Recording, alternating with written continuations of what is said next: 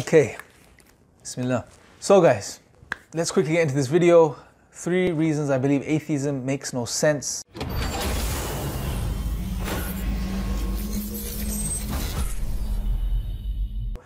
Number 1, the reason atheism makes no sense is because if you adopt the type of atheism which is based on philosophical naturalism, which is the idea that everything is a result of physical processes, it's all physical and everything can be accounted for via physical means, then you run into a lot of problems. And the first problem is, if you go right down to the foundations, what we're saying here is that everything has happened by accident.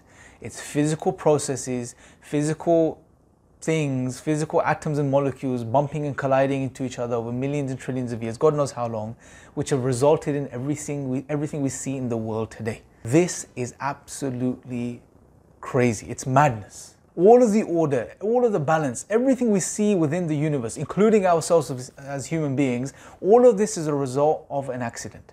That makes no sense from a rational, intuitive, common sense perspective. It just doesn't make sense in any way, shape or form. But to develop this, I go to the second point, which is, let's take our rational faculties as human beings. Atheists, theists alike, we all acknowledge that we have rational faculties, truth-bearing faculties. Faculties, when we engage them and we use them, they can lead us to truth. Otherwise, if we don't believe this, we shouldn't really hold any position because we can't even be sure of what we believe. Right? However, on atheism, the type of philosophical naturalism, you cannot account for your rational faculties, your truth-bearing faculties. Why? Well, there is no direct correlation between survival, from an evolutionary perspective, and truth. Now, Hamza's done a lot of research on this, and he's going to be publishing some of this in his revised edition of his book, The Divine Reality. Definitely check that out if you haven't already.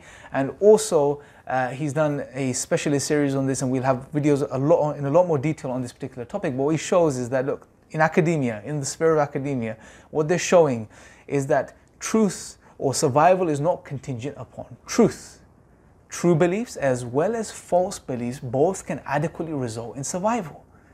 Therefore, we have no reason to assume that we've ended up with truth-bearing faculties. That's very interesting, right? He gives some many examples, and there's many examples we can share. I'll just share one brief one with you, just to sort of illustrate the point.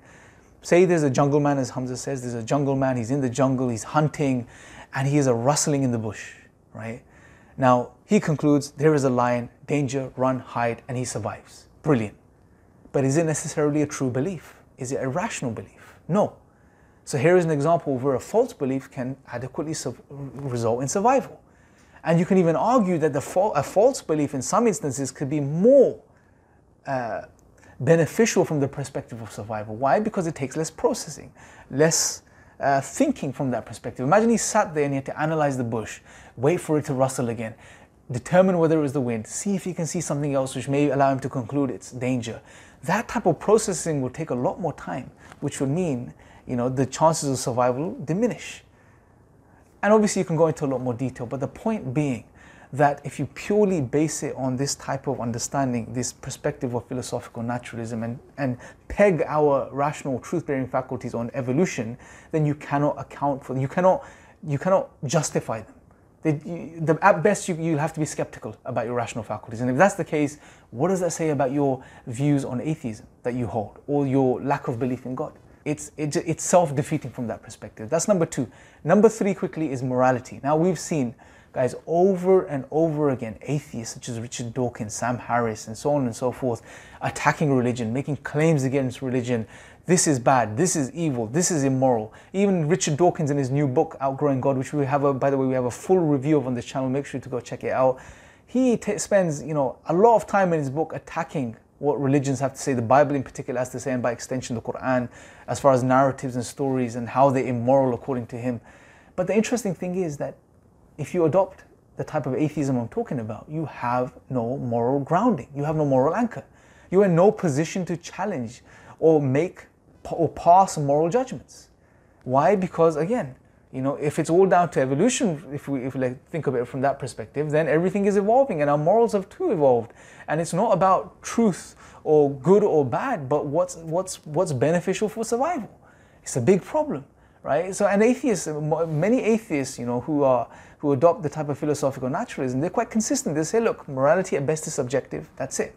but others try to fudge it like Dawkins, and the way he does it in his book is he sprinkles a bit of evolution, a bit of what's up in the air, what's been discussed in society, a bit of moral philosophy, yet at the end of it he doesn't give any clear conclusion as to what his position is, you know, and yet he feels he's privileged enough from his worldview to attack religion and what religion has to say. On what basis, I ask him?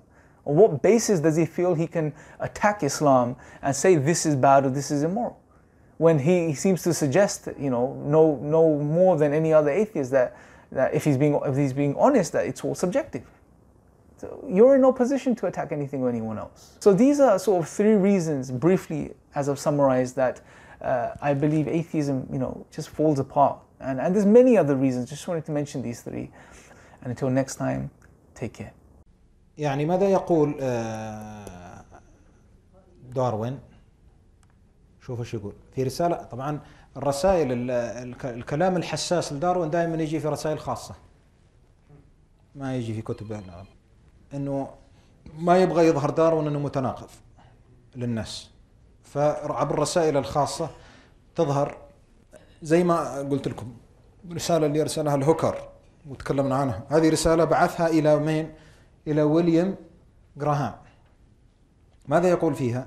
يقول but then with me the horrid doubt always arises whether the convictions of man's mind which has been developed from the mind of the lower animals are of any value or at all trustworthy. ما معناها؟ يقول الشيء الذي يقلقني ويخيفني أن القول بأن العقل تطور من كائن أدنى إلى أعلى كيف يترك لنا أي مساحة للثقة في أحكامنا. كلام خطير، جيد وخطير، بس رسالة خاصة ليش ما حطها في كتابه؟ الله ما أخطأ صراحة. الفكرة ترجمة يقول أنه كون العقل البشري يتطور من كائن أدنى أو من حالة أدنى إلى حالة عليا، يعني أنه يعني مساحة الثقة في أحكامنا ستكون ضئيلة أو معدومة، لأنه بكرة بيتطور. بكرة ما كان اليوم خطأ يصير بكرة إيش؟ صح. أو قد ما كان اليوم خطأ بكرة ما يكون لا صح ولا. اليوم اللي يعتبره دوكنز وسام هاريس وكريستوفر هيتشنز ودانيال دينيت يعتبرونه حقيقة، بكرة يتحول إلى إيش؟ باطل، بناء على قراءة تشارلز داروين لفلسفة التاريخ وانعكاساته على وظيفة العقل.